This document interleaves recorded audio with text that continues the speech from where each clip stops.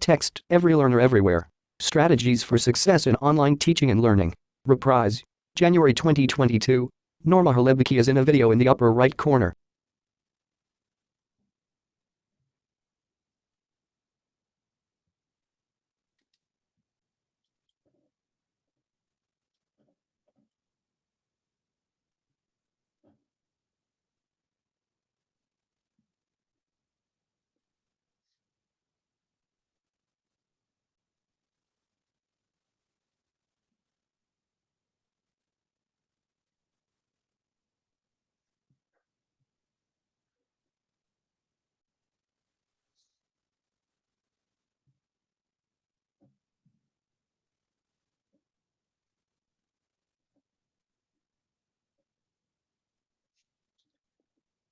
We're going to give everybody about another 30 to 45 seconds to enter into the Zoom room here, and then we'll get started. Text, Strategies for Success Reprise Schedule, January 20th. Engage.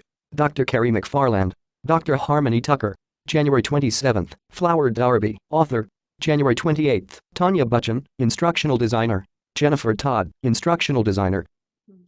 While we're waiting for folks to come into the room, I just want to remind you all that after today's webinar, we have another one on the 20th of January with some faculty members from the chemistry department at Colorado State University.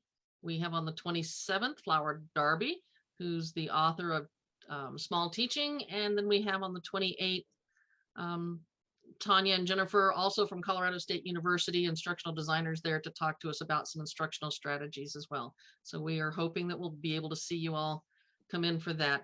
Looks like our numbers have stabilized. So welcome to the Every Learner Everywhere Strategies for Success in Online Teaching and Learning, the reprise of our interactive conference series. It's a pleasure for you to be with us today. It's a pleasure for us to be here for you. My name is Norma Hallebeck, and I'm the manager of network programs and services with Every Learner Everywhere. Before I introduce our speaker, I'd like to take out just a couple of minutes to tell you about Every Learner Everywhere, the mission of our network, and who we are. So Every Learner Everywhere is a collaboration of 12 higher education organizations with the expertise in evaluating, implementing, scaling, and measuring the efficacy of digital learning and its integration into pedagogical practice.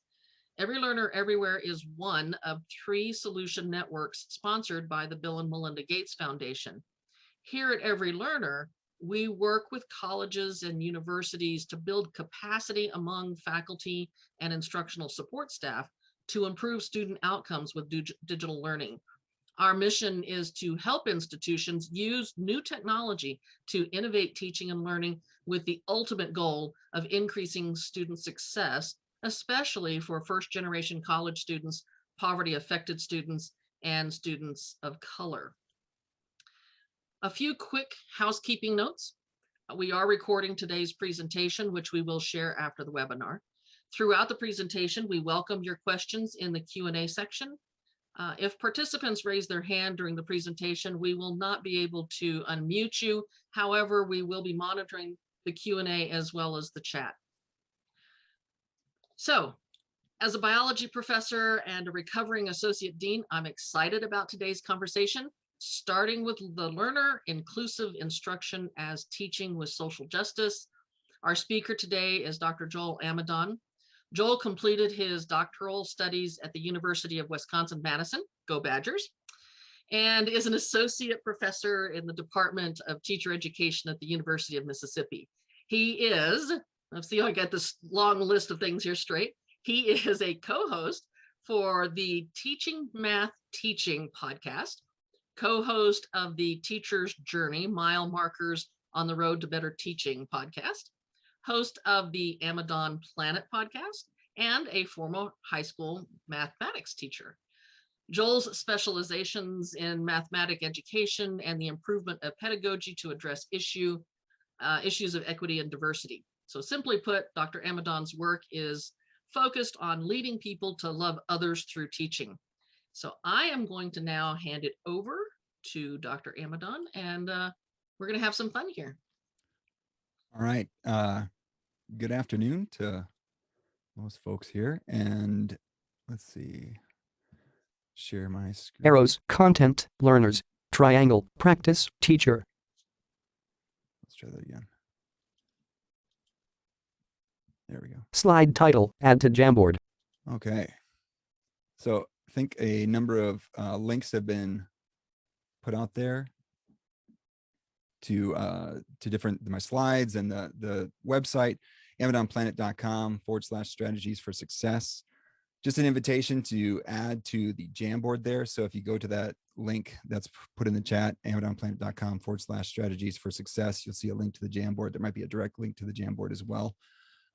Just your name, institution, role in teaching would be great, just to see if we can use this tool a little bit to get to know each other a little bit better. Website, AMIDONPLANET. There we go. Just want to make sure things are working. Fantastic. So I put in a little example there. Give you a second to do that. And the one thing I wanted to point out with that link, amazonplanet.com/strategies for success. So everything that we mentioned here and all those links that were just shared by Patty can be accessed through that link. And so, you know, if you're trying to write down where something's from, it's all going to be there. All the slides are there. And so, and then we're using this tool of Jamboards, not the greatest tool ever, but it's one thing, and we'll get to why we're using this tool in a sec, but just to have some sort of record of things. So as people are sharing great things in the chat, there'll be places to put things on the Jamboard as well. So we have some sort of institutional or some record beyond this webinar, so that when we sign off, things are still there. And that's, again, another way that we can be inclusive to make sure that people can access these ideas and great expertise that exists in the Zoom room. So again, my talk is starting with a learner, inclusive instruction as teaching with social justice. And again, as Norma said, that I host a number of podcasts. I kind of like doing podcasts, and got this little setup in my little COVID closet in the back of my garage here. And we're dealing with a situation just right now here in our local town where they had to shut down schools today. So I got the kids in the other room. They're all fed and everything, and make sure that they're off the internet. So we should be just fine. But just dealing with the things that we have to deal with, and just knowing that we're just going to keep plowing forward. But anyway, so starting with the learner, inclusive instruction as teaching with social justice, what we want to do is define first, thinking about, well, what do you mean by teaching with social justice? So I'll make sure I'm doing here. So teaching with social justice is one way that you can combine these ideas of teaching and social justice. So my advisor at Wisconsin, Anita Wager, she and her work would talk about in her dissertation about teaching for, about, and with social justice. So just want to make sure that we're differentiating between those two, or between those three, so that we're not thinking them all the same. So for example, teaching about social justice is when we think about reading the world while promoting a relationship with content. So thinking about, if you're familiar with Freire, talked about reading the world and thinking about how do we understand the world while we're learning the content. We're developing this relationship with content, so that helps us understand the world a little bit better. So for example, in the curriculum that I taught with as a high school math teacher, we use a problem like this: Daytona 500, as the speed goes up, what happens to the duration of the race, right? Speed goes up, time goes down, and there's an inverse variation there. So they're kind of reading the world a little bit, but this is one slice of the world. Well, at the same time I was doing this problem, at the same time as the Deepwater Horizon oil spill was occurring. And if you remember at that time, the amount of oil that was being predicted to come out of the earth and it to be spilled out into the ocean, that number kept getting increasing all the time. So it seemed like, hey, this is a way that we can learn about inverse variation while at the same time understanding how big of a disaster this is. And so we just needed a constant to compare these rates to. And so the constant we used was the amount that was spilled out when the XL Valdez crashed up in Alaska a long time ago, or a while ago. And so using that as a way to, again, read the world by developing this relationship with content, in this case, mathematics. So that's teaching, that was teaching about social justice. So thinking about teaching for social justice, we talk about reading and writing the world while promoting a relationship with the content. So not just learning about the world, but then acting upon it, right? So again, that's talking about reading and writing the world with mathematics. Rico Gutstein talks about that, and when he's talking about teaching math for social justice. And this was something that we try to do as well, where there was a instance where and again, this is a kind of a superficial, but for a kid in a high school math classroom, this was a big deal where they thought we had too much homework all the time. Oh my gosh, Amadon, why we have so much homework? And, then a kid, Charlie, a pseudonym we use, said, hey, Amadon, you give so much why do you give so much effing homework? And I'm like, oh my gosh. Well, one, Charlie, he didn't use that word. He used the actual word. I'm like, Charlie, watch your language. But two, hey, that was a very passionate question that he asked. And right, where he's curious about his world. He was analyzing a question, or he was questioning the world. So like, why don't we use the tools we've been learning in math class in order to answer that question? So we did an investigation. We collected data around their homework, the time they have spent on homework. And that gave us a chance to think about truthiness of data and outliers and all sorts of things where they could analyze and make some hypotheses, and then come up with some conclusion and some action steps, and actually write on the world and make suggestions. Maybe they said, hey, here's some suggestions for better practices with your homework. And Charlie eventually came back and said, hey, Amadon, you actually don't give a lot of homework compared to others. And I felt good about that. But anyway, it got us talking about what is the purpose of homework, and that gave the kids agency through investigation of the content. So again, we were teaching for social justice. And if you're interested in that sort of stuff, like teaching math for social justice, some great resources just came out. This book, High School Math Lessons to Explore, Understand, and Respond to Social Injustice, is by Basil Conway, Robert Berry, Brian Lawler, and Robert Berry. On a slide. That's an awesome resource if you're interested in teaching for social justice. It's about math, but if you're interested in just the thinking behind that and how you can interlace social justice ideas within content and teaching for social, I would highly recommend. This is a link to a podcast episode where we talk about book club. So in the show notes for this episode, we lay out all the different content that we had around this book. What's cool is that more books are coming out from different content areas or different levels. So elementary, early childhood, and middle school on teaching math for social, if you're interested in that sort of thing. And then we get to teaching with social justice. And this is what I think is foundational. If we're going to be thinking about all these different things, if we're going to be thinking about teaching about social justice, if we want to do that, I don't think you can do that without teaching with social justice. To be like, hey, look at all the injustices out that are happening out in the world or even within our classroom. But then you think about the injustices that exist within your classroom. How can we be more equitable and inclusive in our own teaching? So we call this promoting a relationship with content through inclusive and equitable teaching practices. So this is the how things happen within our classroom. And so what are we doing there to make sure that it's foundational, that we are attempting to teach with social justice? And again, it's not just something like, oh, we're doing it and now we're done. It's kind of like I kind of relate it to when Ibram X. Kendi talks about being anti-racist. It's a continuous decision process. It's not just, oh, I'm now this and I don't have any more work to do. No, it's a continuous, every single day to every single decision. So, it's constant, especially if we're in a academic cycle, looking at your own practices and thinking, what have I done recently and how can I be more equitable and inclusive in what I do in this next phase, especially lately when the modalities have changed, all these different circumstances changes around what we're trying to do. So teaching with social justice, an example could be if this article from Joe Bowler and Megan Staples talks about the story of Railside High School that's in California. Again, that's a pseudonym as well.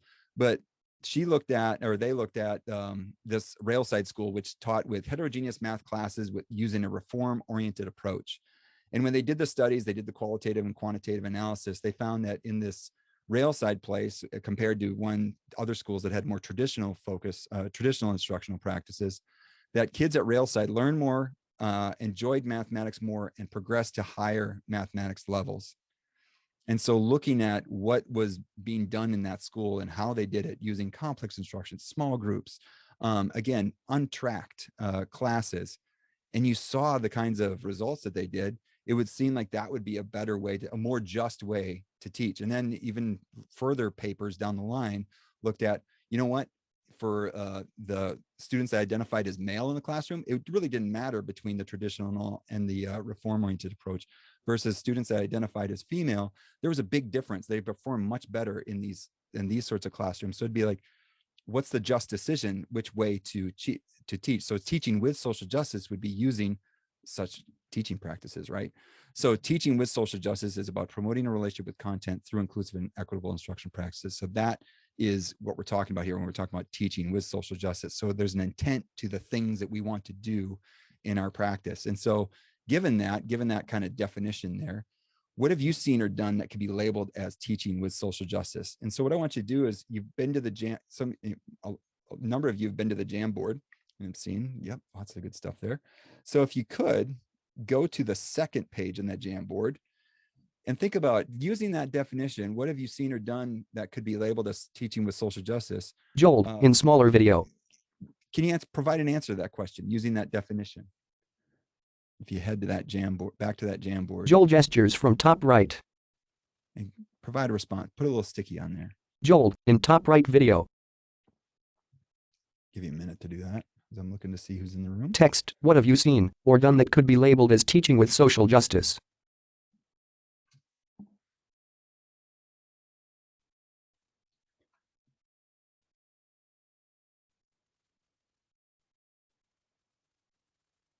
Again, you don't need to think about it as Joel gestures, top right. right. Maybe it's something you heard. Maybe you came to the presentation yesterday Joel gestures. From Jeremiah Sims and you heard about, oh, this is something due to teach with. There we go. Fantastic. Effort-based grading, multiple choices for students to demonstrate their learning, buffet style tests. Excellent. Yeah, giving students choices, right? How they're going to demonstrate their competence, right? That's excellent. Open educational resources, fantastic. Yeah, not I remember the $100 calculus books that just got reproduced on the boards every single day when I was in college. Yes, wide variety of photos in PowerPoint. Yes, make sure people are represented. Good stuff. Yeah, we're getting it. So great. So we want to take the temperature of the room, allow students to resubmit assignments to show their growth, right? What is the goal? The goal is to show what they know, right? And not, if it's not specifically at one time, if it's at a little bit down the road, why not? Perfect. Great. And keep collecting those ideas there. That's exactly what we're looking for. So teaching with social justice. So again, this is the intent of this, is think about like this idea of to be equitable, inclusive. That's like a target for what we want to do, to be teaching with social justice. And so now I'm going to offer a framework to think about what are we going to do in these relationships. We know relationships are important in the classroom. I'm going to give 3 specific relationships we can be thinking about and how we can improve them with intent to be more equitable and inclusive in our teaching. Thank you for everyone that's put nice. Good stuff in here. I like the cool. Awesome. And I like too that it's kept here on Jamboard, because then again, we'll have our memory that's associated with this presentation that'll exist beyond our chat. Okay.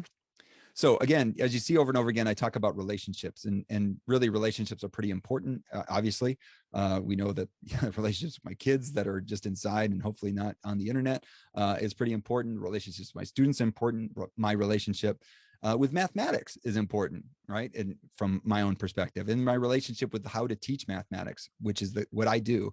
And so looking at the different roles that people have on the previous page of the Jamboard, so my goal is to text, content, arrow pointing to students, speaker gestures.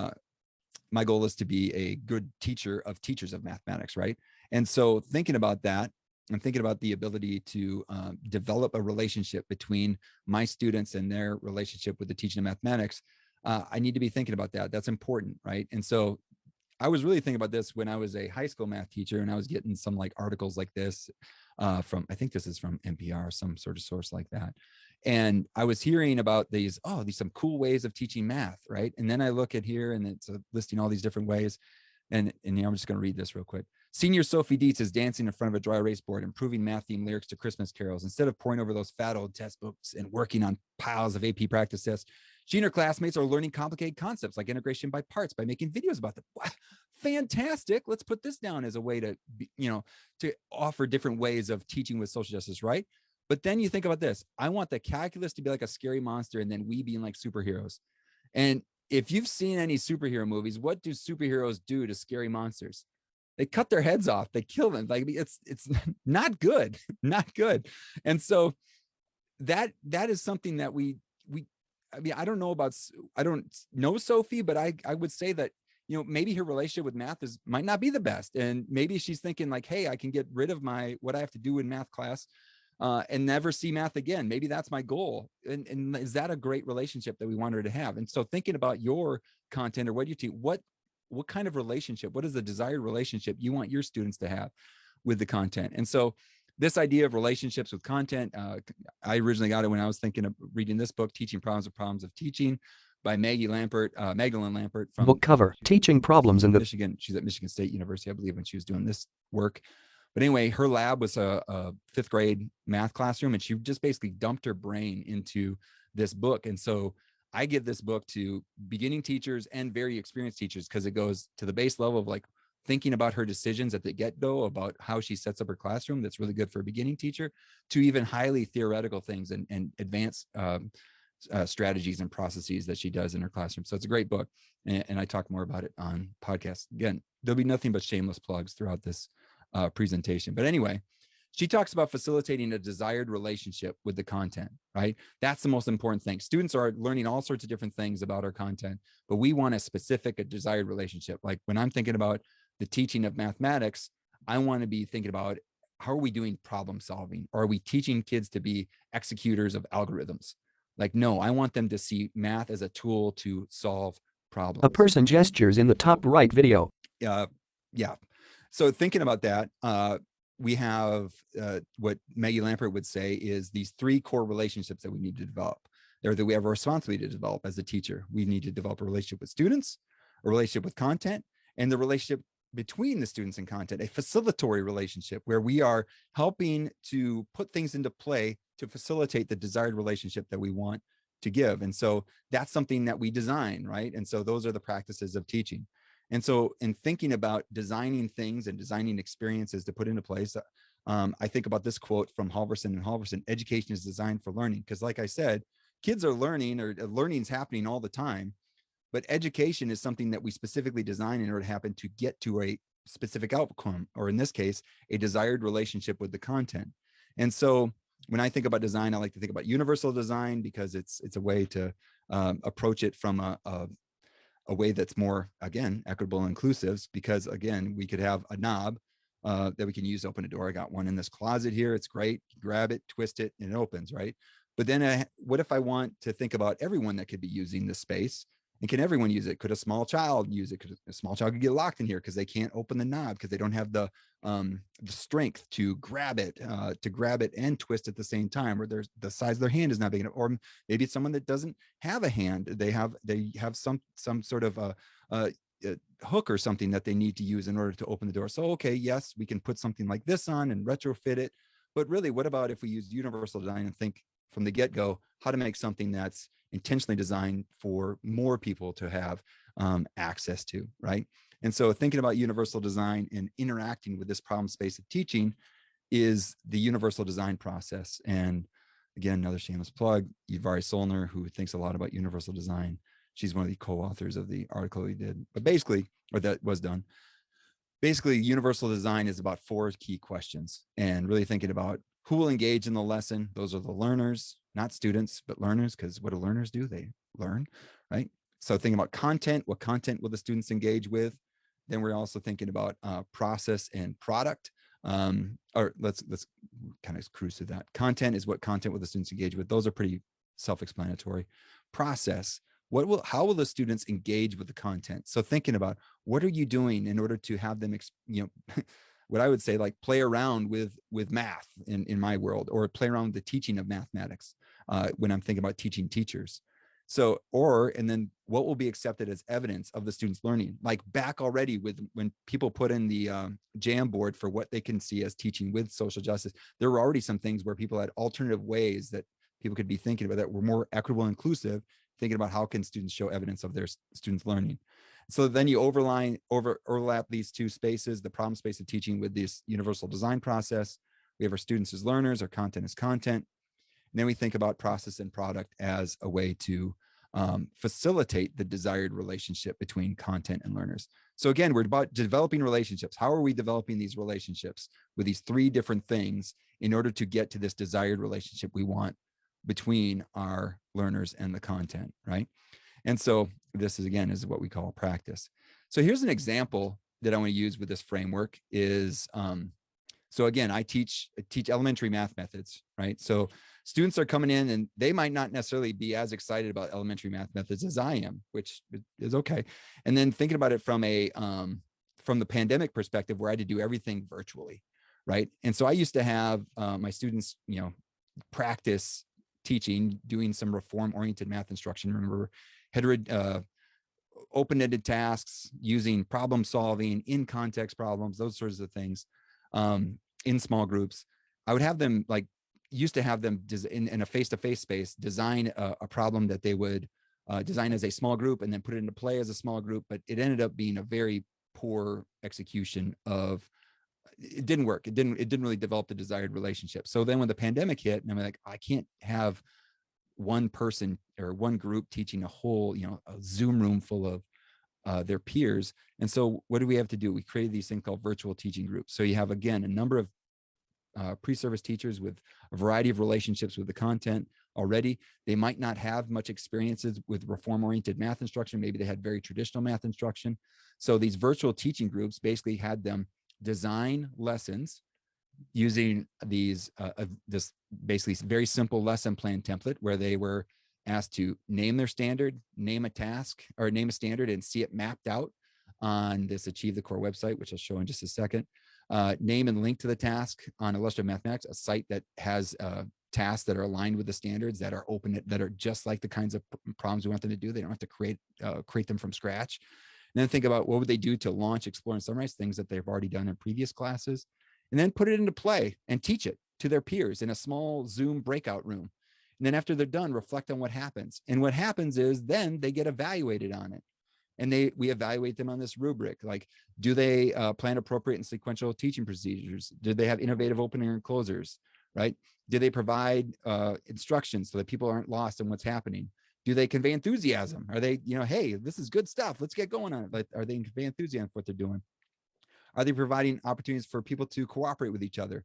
Are they asking how and why questions? And are they maximizing instructional time? And some of you might be saying, oh my gosh, Amadon, are you really going to grade them on that? No, I'm not grading them. We're evaluating them. The grading, and this goes back to the teaching with social justice pieces that some people put, is, you talk about effort. Hey, I'm giving them things that they control. Did they identify a standard? Did they identify a task from that website that aligned with the standard? Did they create a plan? Did they create Google Slides that they could then share and do their virtual teaching with?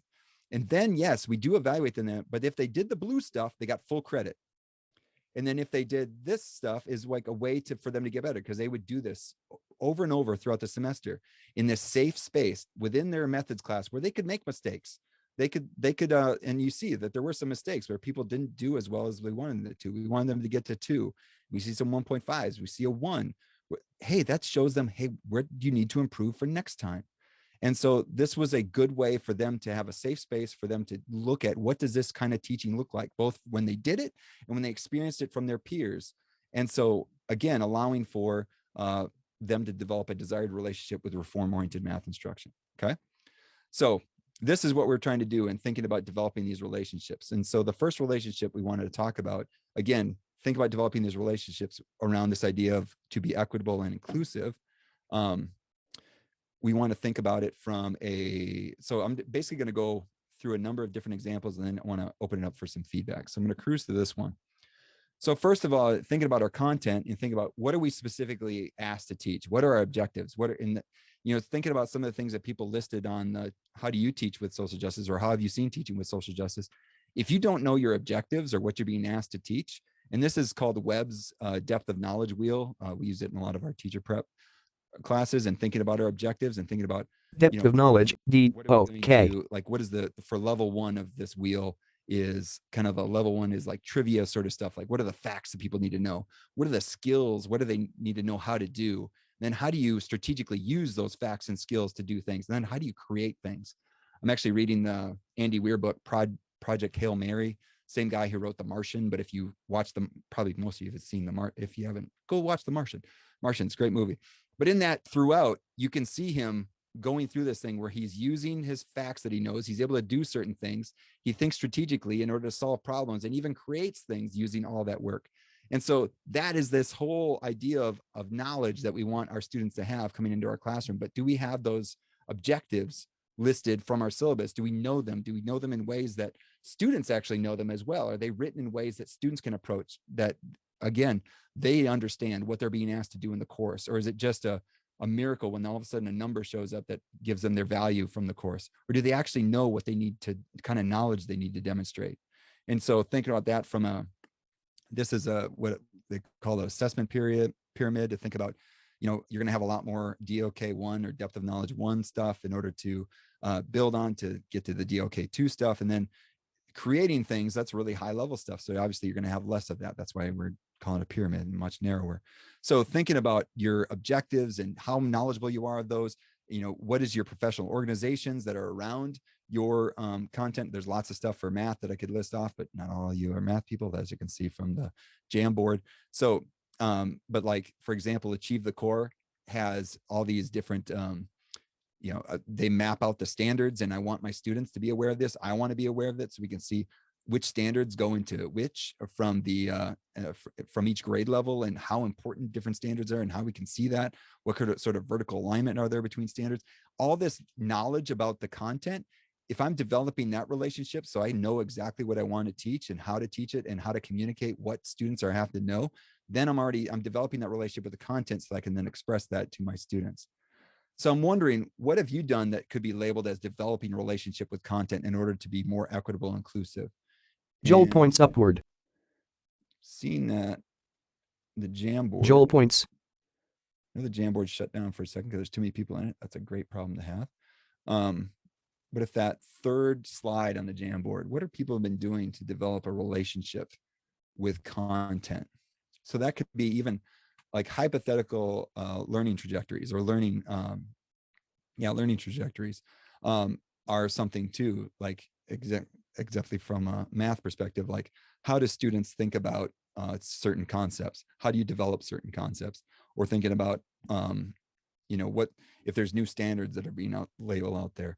These are things that just developing the relationship with content, or things that you can do is almost like, as Norma talked about in my description, talking about leading people to love others. If I want to love on my students before I even know them, how do I develop that relationship with content? So what are things we could do to develop a relationship with content? Even that third slide on the Jamboard is a place that you can put that.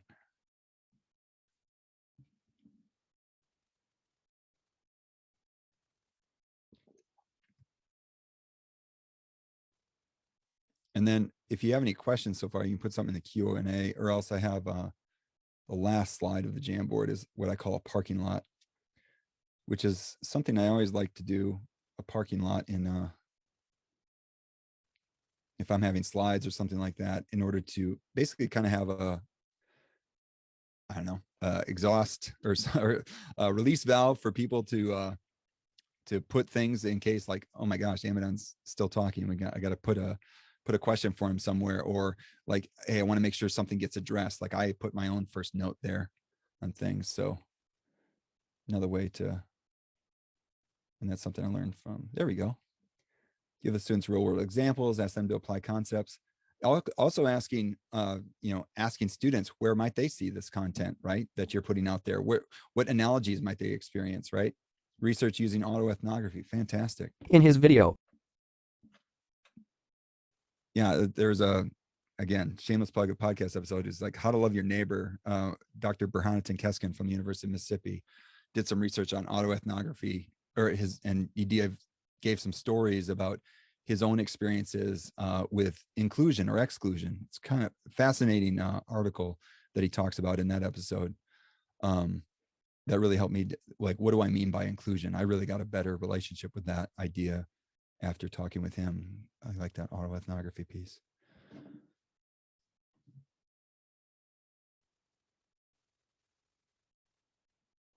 Another thing too, relationship with content is like knowing where the content is going. I know from, again, a math ed perspective, the big thing that's coming out that people are talking about is data science. And I tell you, like in the last 6 months, I really didn't hear about data science, but now I'm becoming immersed in it. I'm starting to use some tools and because I need to start talking about that, because if I want to develop the relationship with my teachers so that they can incorporate that, I need to develop that relationship as well. So as you're hearing things that are coming down the pike and then being connected with online or your professional organizations that are associated with your world, like how are you getting to know, like what are people talking about, what else do we need to talk about, what are the issues with our field, and how can we, you know, be prepared to put those things within our content. Or even, you know, like some of it's in some state, like they're thinking about how are they changing standards, how can be a voice in those experiences as well. So that's a relationship with content. Thank you for those that are putting stuff in there. And again, if you still have things that like, oh, here's the way that we develop a relationship with content, please go ahead and put it in the Jamboard. I love being able to go back, because kind of in a frenzy right now going through the presentation. All right, then thinking about relationship with learners. Okay, so again, this is the one when most people think about, oh, I got to develop relationships in the classroom. You know, maybe you're not thinking about develop a relationship with content.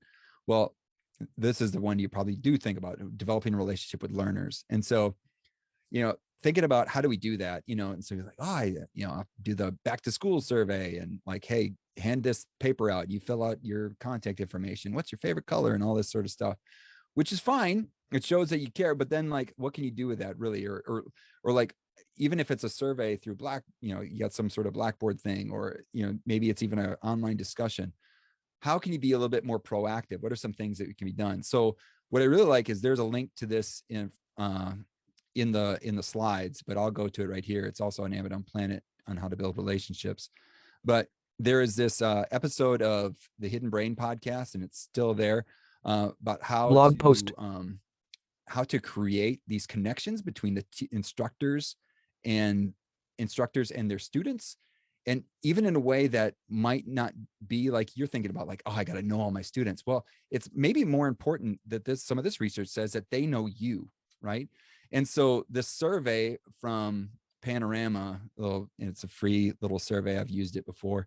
Get to know your students from day one. It's actually, they're allowed to get to know you. And some of this research points that's really important there. Shoot, I can't see, can't click. Sorry.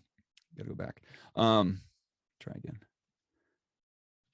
Too many things in the way of clicking. But anyway, on that site, there's this survey where you take the survey first, and what happens is then they identify with you. You get to see who identifies with you. They get to see if they have something that connects with you. So, you know, if it's like you're into music, or you're into you're passionate about the environment, or you like to go outdoors, or even just little things that they can help develop their relation, even if it's not even in what the research that's from that podcast episode was saying, from Dr. Girlback, so it would say is, even if it's even like something insubstantial, like I'm an owner of the Green Bay Packers. I have one share of stock. When Brett Favre won in 1997, I have one share of stock of the Green Bay Packers. Some of you might be Packer fans. Some of you might be Viking fans. And either way, we've just developed a little bit of a connection there. Or the fact that on my Spotify rundown for the year, Taylor Swift was my #1 artist that I listened to.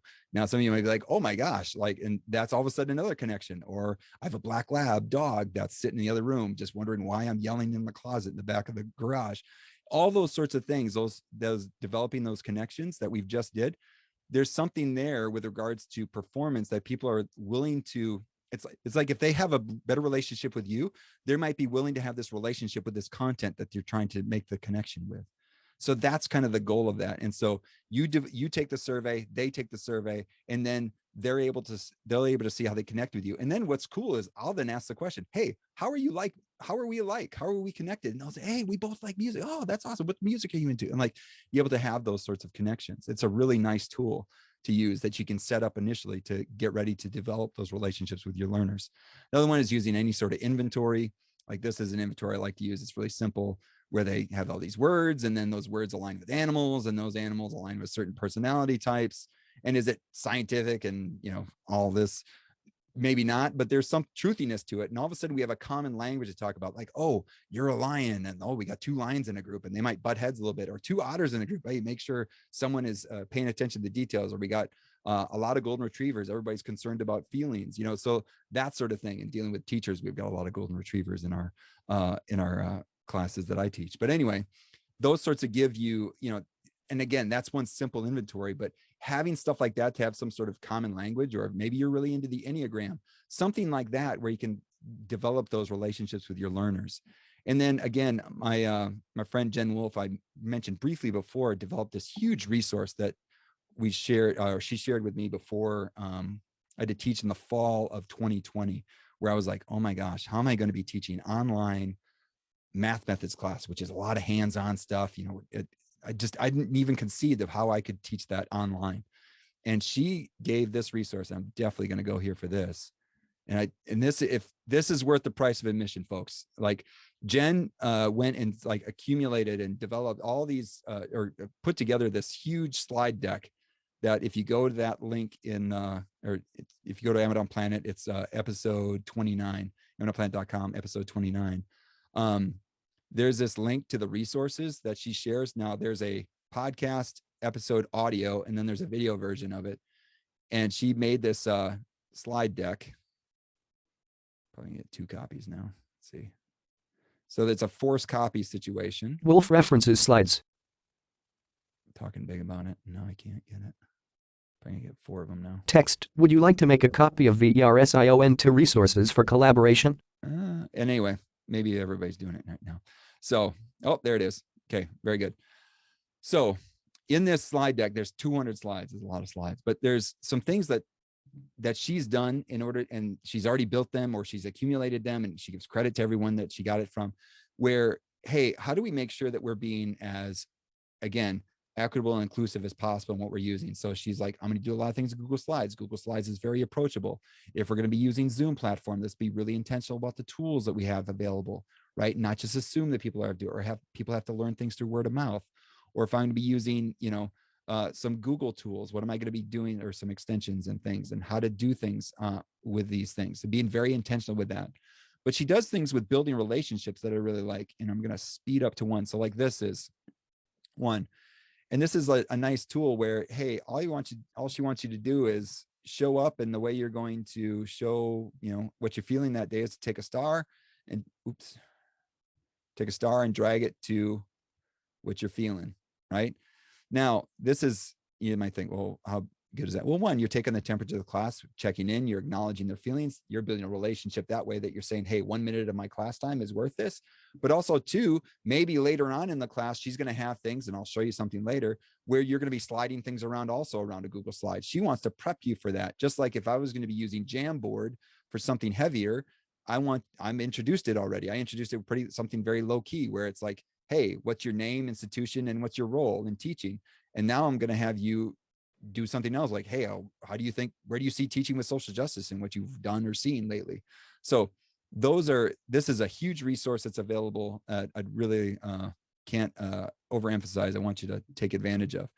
But anyway, that's a long podcast and a huge resource that we'll actually talk about in a little bit as well. But just the building relationships piece in, checking in, making sure people are okay.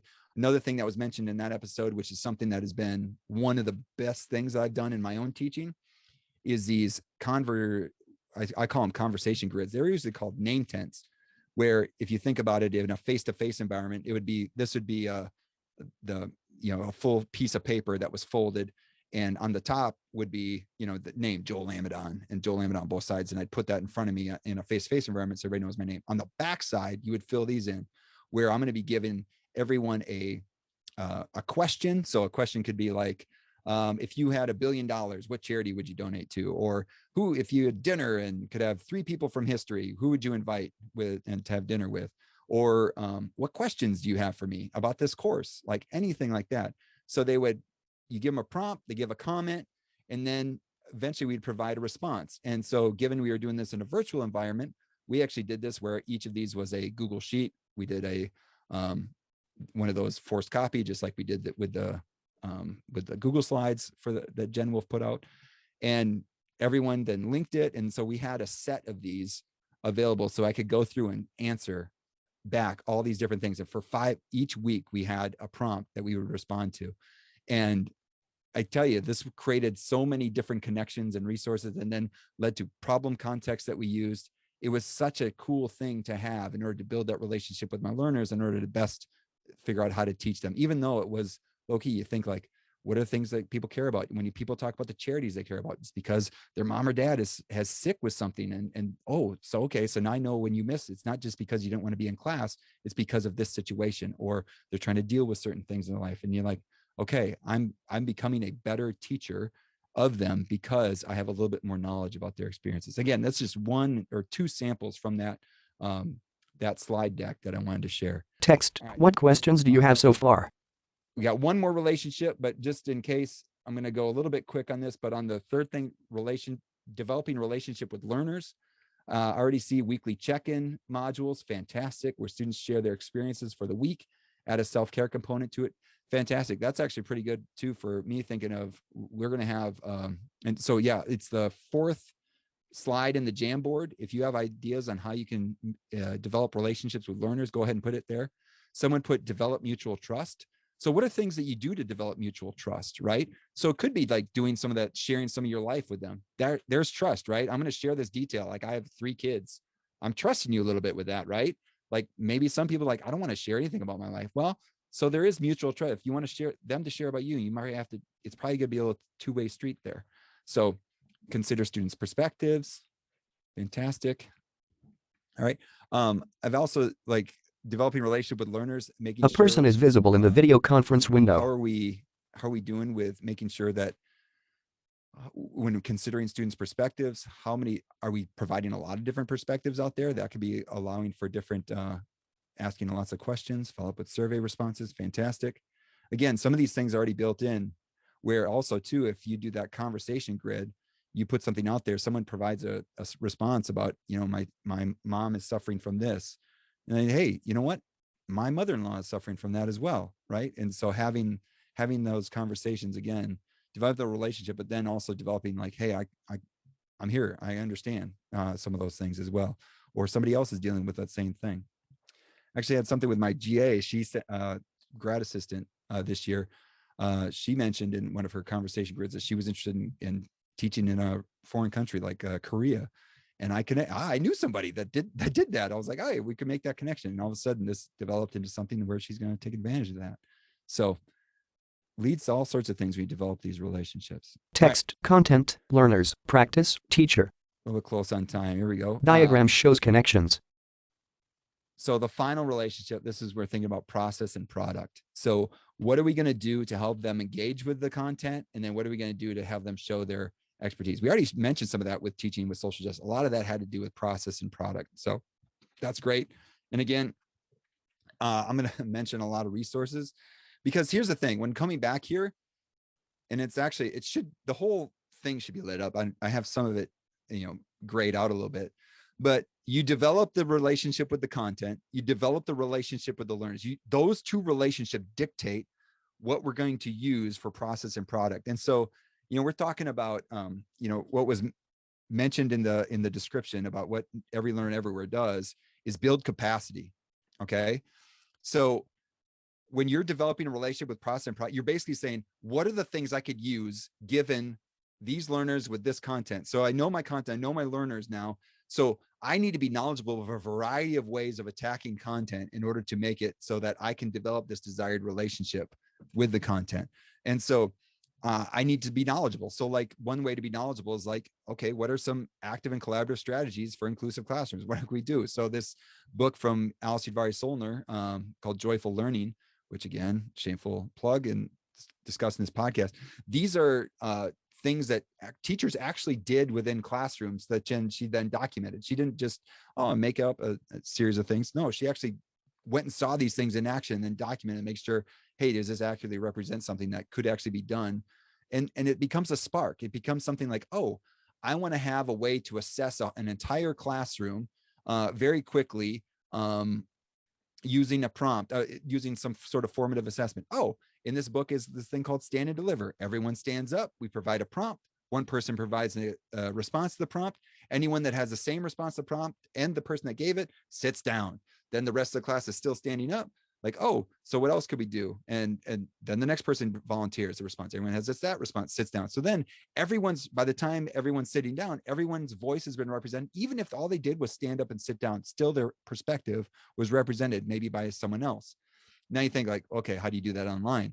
Well, you do hand and deliver. You just put a hand up, and then when you agree with someone, and then everyone's got their video on, you could do that, and you could do 5 times and then put your hand down, right? So we've done that in our Zoom. So books like this, and this is just one example, but books like this become sparks, right? Become sparks and inspiration that you can use and think like, what are a variety of ways I could think of to get some interaction around this content, given, oh, I have learners that are really excitable. They need to be stand up. They need to be move around. I got to do something that's, what do I have in my toolbox to do that? So expanding your toolbox with books like this, these active learning strategy books, or other things like thinking about what Jen Wolf had to provide in that PowerPoint presentation or that Google Slides presentation. I did want to show one thing. Book title, Joyful Learning Active and Collaborative Strategies. I want to show that one thing from here. Like, for example, so we talked about sliding around the stars and what that could be prepped for. Well, she created this thing that was something that I used to do in a face-to-face environment. She created Google Slides for it. I'm getting to it. Again, it's a huge slide deck. New This. slide appears. So you get a number of Slide player scores. students that are going to put these in order.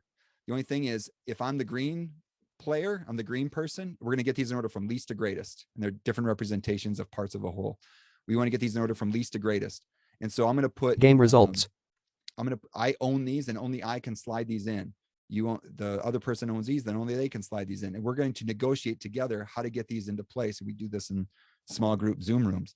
And what's cool about that is this creates 4/4. We did the sliding of the stars up above. Now we're sliding down here. Now we're thinking about how do we put these in order, but we have to talk to each other and collaborate. This is complex instruction. And that's the specific name, Complex Instruction by Elizabeth Cohen. Anyway, there's lots of good resources on complex instruction, that we talk about in that podcast episode. But it's one of those things where, hey, here's a way that we can show our learning in a collaboratively and develop this interpersonal type product in order to make sure that we're demonstrating our knowledge of, in that case, fractions. So, and then I have another episode on Teaching Math at a Distance Book Club, where all sorts of different resources, again, math specific, but there's some lessons I think to be learned that could be applied across different content areas as well. And then how else are we developing our relationship with product and process? We come to stuff like this, right? We're doing this to get ideas and resources and things that we can do. And I think having this idea, this framework of thinking about developing these relationships with product and processes, learners, and with content, and think about how do we use those relationships? How do we develop those with the intention of being more equitable and inclusive? Thinking like, who can be in my classroom? How am I preparing myself to be in line to whoever walks in the room, that this is an open place, a welcome place for them to learn, grow, and thrive.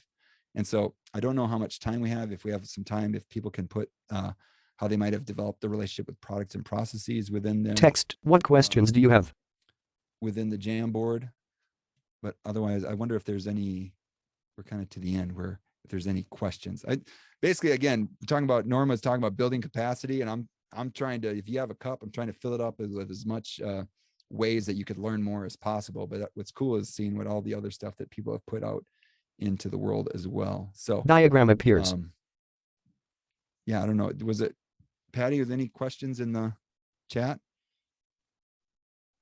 Everybody's been so busy in the Jamboard that there's nothing in the Q&A session. There's been some things going on in the chat, but most of it's going on in the Jamboard.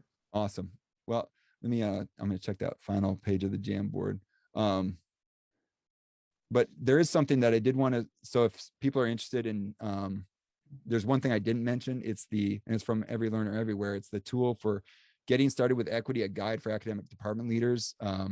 Jeremiah Sims, who is, if you saw him speak yesterday, he does the impact framework, and then EJ Edney and some other authors. I think Patty was one of the authors too, that put together that getting started with equity guide for academic department leaders. In there is a with his hands audit, a structure for auditing your instruction, thinking about how are you addressing these issues. So like one simple thing in thinking about this idea of developing relationships, I want to develop a kind of relationship with content. And I can stop sharing for a sec. I want to develop a relationship with Joel uses his hands. Develop a relationship with content that is showing that, hey, you are going to be learning from each other. Well, just look at your classroom. What does your classroom say? If your classroom has a bunch of desks that are screwed to the floor and facing forward, your environment doesn't say that, right? It's not saying that, hey, we want to have a collaborative experience around content. We want to be like, hey, listen to me, I'm at the board. That's the most important thing. So even to think about what your environment has to say and what kind of relationships you want people to develop with content can be a lot. So I think that tool could be a cool way to take a look at what you're doing. I know it says for department leaders, but there's pieces in there that you'd be like, I want to just look at my class, and it's pretty good. I like it. Text Joel Arnon.